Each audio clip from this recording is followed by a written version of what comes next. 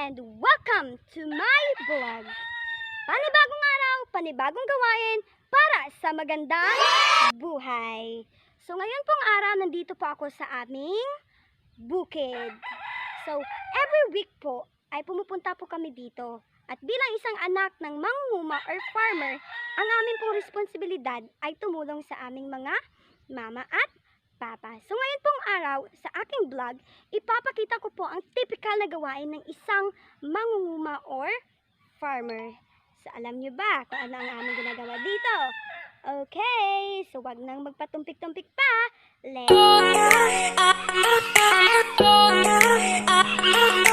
go!